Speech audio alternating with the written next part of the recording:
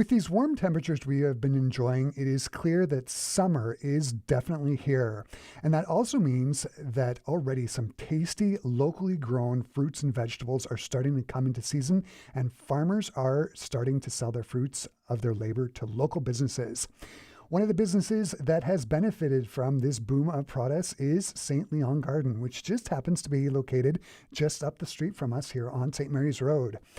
St. Leon Garden started in 1979 as a small youth entrepreneurial project, and since then has established itself as a successful Winnipeg landmark located at 419 St. Mary's Road. Just look for the yellow and green awnings. Here to tell us about the season and why buying local is better, I am joined by one of the owners of St. Leon Garden, Colin Rémillard. Hey, Colin, it's good to have you here back in studio. It's a pleasure. Thanks so much. Okay, so things are coming into season, and I just happened to stop by St. Leon yesterday, and you were super excited about one fruit in particular that has come into season. Can you talk about that and why you were so excited about it? Yeah, I saw you guys approaching in the market. I really lit up. I was like, folks, the local strawberries are in. The local strawberries, the reason we get so excited is it's one of the big products. It's one of the biggest products we sell in the market. It almost like acts as a trigger, indicating the start of the summer for a lot of customers, for us as well. It usually coincides with the beginning of the month of July, but this year, because the weather's been unusually warm and unusually early, the spring's been unbelievable. They're literally here about a week and a half to 2 weeks earlier than normal. So that means we're very, very excited when I saw you. We're like, wow, the strawberries are already here. Summer is literally right now, and we're very excited. It is also a genuinely delicious product. Oh, yeah. I had some yesterday. Yeah. Outstanding. They're hard to beat, in my opinion. Where do you get the strawberries from? Yeah, so we get it, like all our products come from a variety of different suppliers. We actually don't grow anything ourselves anymore. Once our parents sold the farm in 1989, after a drought, we basically became a grocery store that focuses on locally produced goods. So, for example, the strawberries come from a variety of farmers, mostly in the Portage area, but also in the Steinbach area. So we actually get from a variety of different suppliers, to avoid putting all our eggs in one basket. It also allows us to have like as much supply and quality as we possibly can. The local strawberries, like I said, is our biggest product. So there's a huge amount of demand. There's a huge amount of excitement when they show up. And so you got to be able to supply. Once you announce to the people that the strawberries have started, once you post it on your social media and you blast it all over the internet, you got to be ready to have enough stock to sustain that demand. And because we're like conveniently located in the central Winnipeg, we're a nice little spot to get local strawberries if you want to avoid the drive to the country. And they're super good. Yeah. Like, they're ridiculously good. Can you talk about some of the other produce that is coming this season and what's coming up in the future that's going to be in season? Yeah, like at this point, we normally wouldn't have that much local stuff yet because, of course, we're not even in the summer. We're still in the spring. But this year, everything's different. Local asparagus is on its way out, actually. It's really, really, really quite tasty right now if you're in for a hankering for like barbecue grilled asparagus. You don't need much, just like some garlic powder, salt, pepper, oil. Pop it on the barbecue, and you got yourself a delicious, like, crunchy asparagus. Don't cook it too much. Also, greens are starting to come in. So very soon we'll have kale. Very soon we'll have Swiss chard, dill, stuff like that. That is going to start coming in. And right now, but there's not that much stuff right now. We've got the asparagus. We've got the strawberries and the haskaps, which is another interesting new berry, which we could talk about for hours. I can't remember if I made you taste some yesterday, No, but I didn't have any. This new little bitter, sweet tart berry that looks like an elongated blueberry. It's naturally occurring berry from the honeysuckle vine. Essentially, a new product that's coming to the spotlight for the past about 5 years, and it's grown locally, and it's a very early fruit, and the season's very short, but it's a very tasty fruit, and it's a new thing that's popping up on the scene. It's quite exciting to have a new product coming from Manitoba. Yeah. The next stuff is going to be cucumbers as well, carrots eventually, beets already in season, radishes already in season, but we're really in the early start, and stuff like beans and corn. That's all very much later in the Yeah, season. right. But right now it's the strawberries, which taste completely different. If you've never had a Manitoba strawberry, it's not really comparable to a strawberry you see for the rest of the year at a grocery store. It's a strawberry that basically lasts on the shelf for one day. It's harvested in the morning. We go pick it up in the Portage area every morning. Really? We rally up all the strawberries we can in the morning. We bring it back to the market at about 11 a.m., 10:30, 11.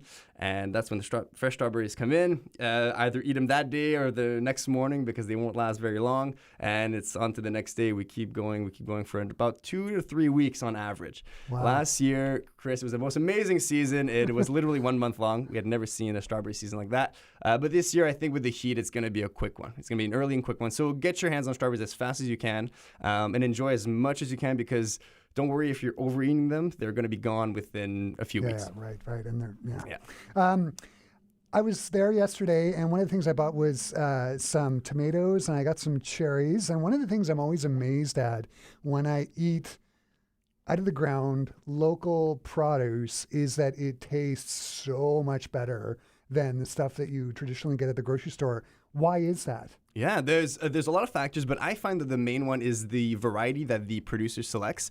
Not to go back to the strawberries again, but we can talk about it for any sort of products. But the strawberries that they select to pick are not, the shelf life is not an important factor. It's not an important decision-making factor when they're selecting the variety to grow.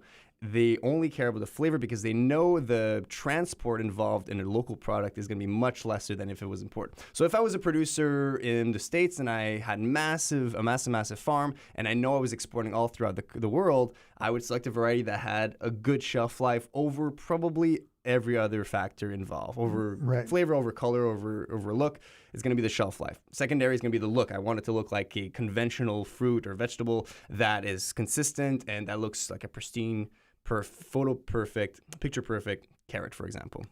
When it comes to local goods, the producers know that a lot of their goods are going to be sold within that week. They're going to be consumed very, very quickly because they're only traveling a few kilometers. So they're selecting flavor and above all else, which means that when you're buying fresh, you're buying local, you're buying quickly and very fast, you're just getting the best tasting product and the best quality there is.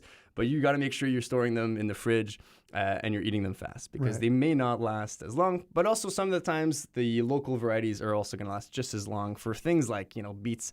Those are things that store. So it's not a worry. One of the things that people may not know about St. Leon is that it doesn't just sell produce and flowers, but there's actually locally sourced breads and meats and jams and honeys as well.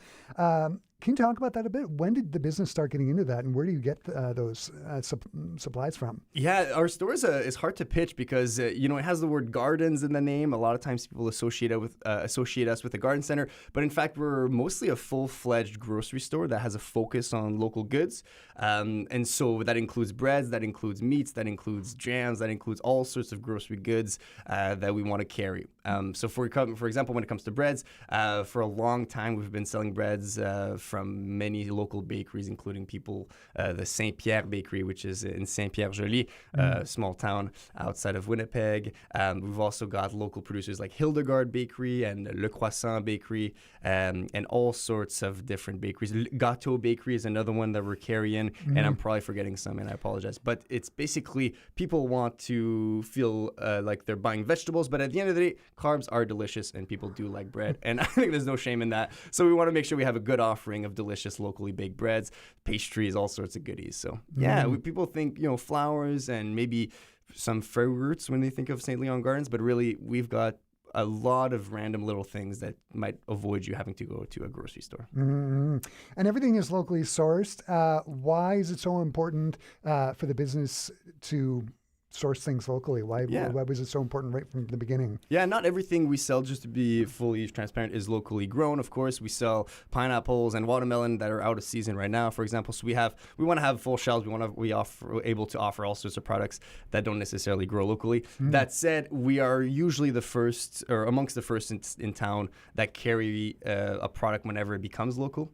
For example, radishes. The moment radishes become local, we'll switch immediately to the local ones, and we'll make sure that it's on our store shelves. That's something that's been important since the beginning of the company. Our parents, Lise Muller and Denis Rémillard, started it in Saint-Léon, which is a small town, as a little farm. And the goal was to produce food from the land and sell it to whoever wanted to buy it. In those days, buy local was maybe more of a normal thing, or it was just it was part of the culture, but it wasn't as quote unquote trendy as it has become in the past 10 years. So we, our generation, the kids, got very lucky, very fortunate that buy local movement kind of raised us up as a wave as we were taking over the business. But it's always been something that's very important to us. Supporting local is good for our local economy. It's good for keeping small suppliers in business. The product is typically of a higher quality, tastes better, and oftentimes, not necessarily always the case, but the price is very comparable, if not cheaper, than an imported goods. When you think about the amount of input required for a local product, you're saving quite a bit on shipping. The only thing is, like, economies of scale with large producers are going to make it so that some products are cheaper when they're imported. But in theory, local products should not be priced as a luxury. They should be priced basically on average. And the price will fluctuate throughout the season. But a lot of the times it can be very frugal to buy local. Yeah, absolutely. I'm going to wrap up the conversation by just getting you to describe to the listeners where exactly St. Leon is and the hours that you're open. Yeah, so like I said, we're basically a full-fledged grocery store. Yeah, we have a farmer's market vibe, but we are open 7 days a week, 9 to 9, Monday to Saturday, and on Sundays, 9 to 6. So basically, at any time of day you want some food, come on down, we'll be open. We're located kind of centrally between Saint Vital and Saint Boniface, close to Red Top, close to Woodcock Cycle, just on the main drag. It's a cute little outdoor market. I would highly recommend people swing by. I know people, drive by a lot and never have a chance to stop. And I understand our parking lot is sometimes very full, but I would highly recommend, even after 6 p.m., we're open for another 3 hours, until 9 p.m. And the evenings are very pleasant and the mornings are very pleasant. And if you can avoid coming right at noon on a Sunday, it's usually pretty manageable. Yeah. Man, fantastic. Colin, this has just been great to have you back here in our Classic 107 studios. Thanks for taking the time out of your very busy day to talk to me today, and all the best for this season. Chris, it was a pleasure. Thank you so much.